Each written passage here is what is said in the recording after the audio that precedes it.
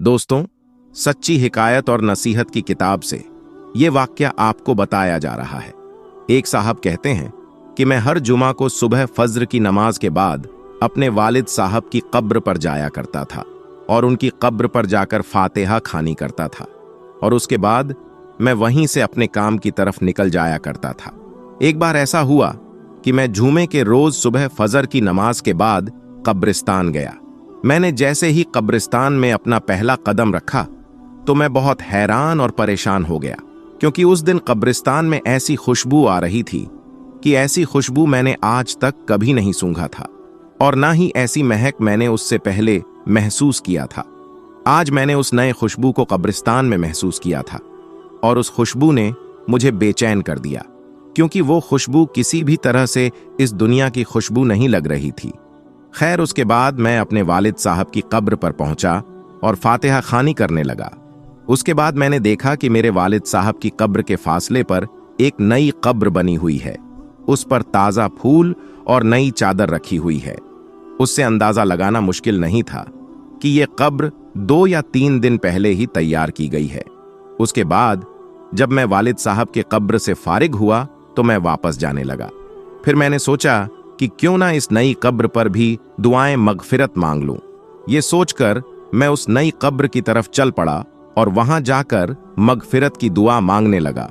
दुआ के दौरान मैंने महसूस किया कि जो खुशबू मैंने कब्रिस्तान में दाखिल होते वक्त महसूस किया था, वो खुशबू इस कब्र से आ रही थी।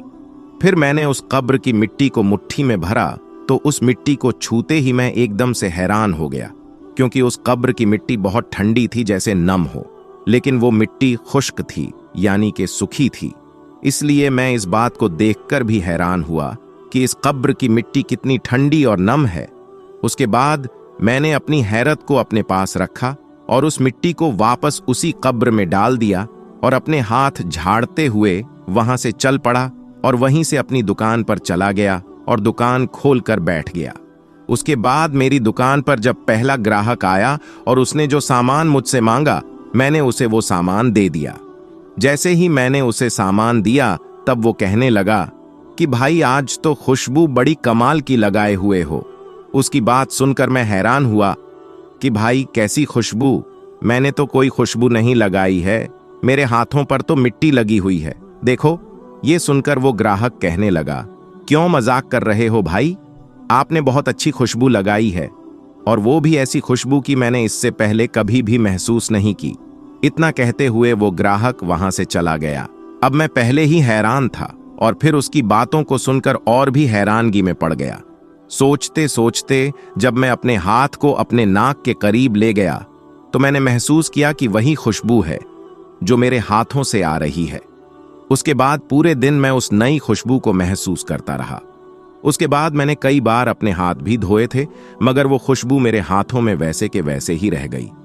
उसके बाद अगले दिन, यानी हफ्ते के बाद, मैं न चाहते हुए भी कब्रिस्तान की तरफ चल पड़ा और अपने वालिद साहब की कब्र पर दुआएं मगफिरत करने के बाद उस नई कब्र की तरफ चला गया, ये सोचकर कि ये नई कब्र किसकी होगी। आखिर कौन है उस कब्र के अंदर जो इतना नेक है? आखिर उसने ऐसा कौन सा अमल किया होगा जो उसकी कब्र इतनी ठंडी और खुशबूदार है? उसने ऐसा कौन सा काम किया होगा जिसकी बदौलत उसको इतना बड़ा इनाम मिला होगा? यही बात सोच सोच कर मैं बहुत ज्यादा परेशान हो रहा था।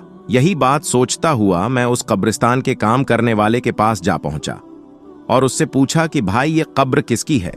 तो उसने मुझे बताया कि साहब, ये कब्र एक औरत की है। ये जानकर मैं और ज्यादा हैरान हुआ और सोचने लगा कि भला उस औरत को यह शानदार मुकाम किस तरह से मिला होगा। उसके बाद अगले दिन इतवार का था।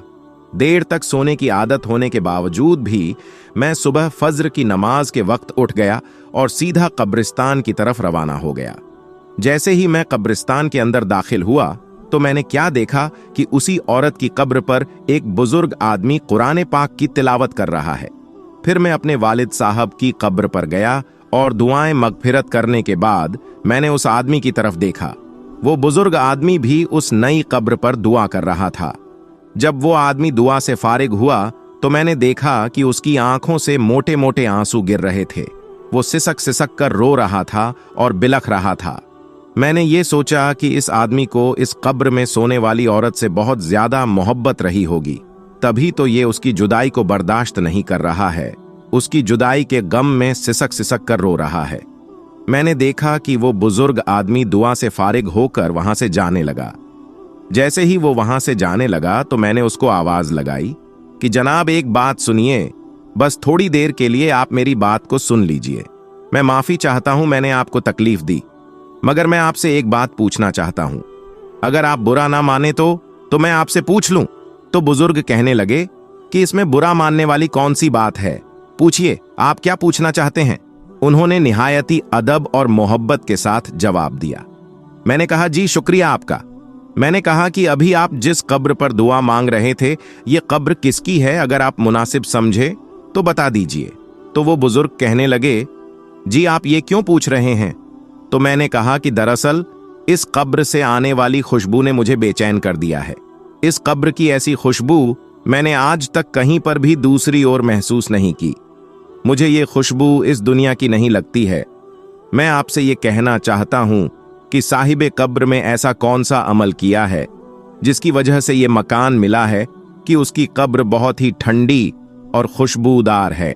ये सुनकर उस बुजुर्ग ने ठंडी आह भरी और कहने लगे कि कब्र ठंडी और खुशबूदार क्यों ना होगी, उसने अल्लाह को राजी ही इस तरह से किया है। जी मैं यही तो जानना चाहता हूं कि उसने ऐसा कौन सा ऐसा अमल किया है, ऐसा कौन सा काम किया है जिससे उसको ये इनाम मिला है। तो वो बुजुर्ग कहने लगे कि ये मेरी बीवी की कब्र है। 30 साल का हमारा साथ रहा है।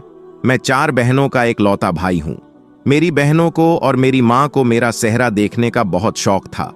जैसे ही मैं किसी काम पर लगा तो उन्होंने चांद जैसी दुल्हन तलाश करनी शुरू कर दी। फिर कुछ ही दिनों में लड़की भी ढूंढ निकाली और उसके साथ मेरी शादी करवा दी। मेरी मां और मेरी बहन अपनी अरमान दिल खोलकर पूरे की। उसके बाद शादी की पहली रात ही मैंने उसका घूंघट उठाने से पहले ही अपनी पग उसके कदमों में रख दी और साफ साफ अल्फाज में उसको बता दिया कि आप मुझे माफ कर दो, मैं आपका हक अदा नहीं कर सकता। मैं इस लायक नहीं हूं कि मैं आपकी ख्वाहिश को पूरी कर सकूं। यानी कि मैंने उसको साफ साफ बता दिया कि मैं एक नामर्द इंसान हूं। मैं शादी नहीं करना चाहता, मगर मैं अपनी मां और बहनों की खुशी के खातिर खुदगर्ज बन गया और सिर्फ उनके ख्वाहिश के लिए आपसे शादी की है। अब अगर आप चाहो तो मुझे छोड़कर जा सकती हो।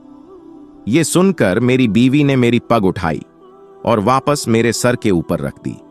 फिर कहा कि आप जैसे भी हो, आप मेरे सुहाग हो, मेरा नसीब हो। मुझे अब आपके साथ ही रहना है।